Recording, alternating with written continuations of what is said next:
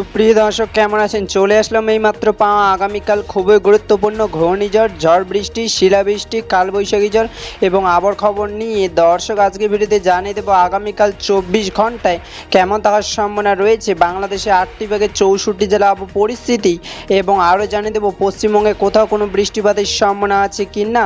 দর্শক, আপনি যদি আমাদের চ্যানেলে নতুন দর্শক হয়ে থাকেন তাহলে চ্যানেলটিকে সাবস্ক্রাইব করে পাশে থাকা বেল আইকনটি অন করে দিন।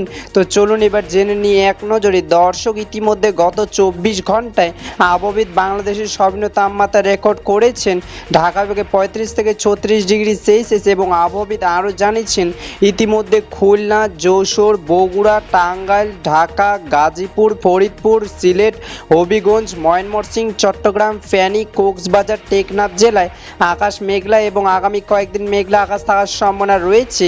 এবং পশ্চিমবঙ্গে আবহাওয়া দপ্তর সর্বনিম্ন তাপমাত্রা রেকর্ড করেছেন কলকাতায় 34 থেকে 35 ডিগ্রি সেলসিয়াস, এবং পশ্চিমবঙ্গে কলকাতা, বীরভূম, বাঁকুড়া, পুরুলিয়া, আসানসোল, হলদিয়া, আরামবাগ, বর্ধমান কয়েকদিন মেঘলা আকাশ থাকার সম্ভাবনা রয়েছে।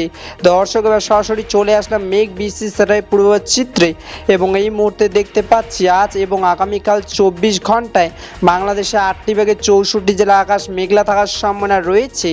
আপাতত 24 ঘন্টায় বাংলাদেশের রাজশাহী, পাবনা, খুলনা, যশোর, বরিশাল, ঢাকা, ফরিদপুর, ময়মনসিংহ, গাজীপুর, টাঙ্গাইল, সিলেট, চট্টগ্রাম, কক্সবাজার, ফেনী হালকা বৃষ্টি পড়ার সম্ভাবনা রয়েছে।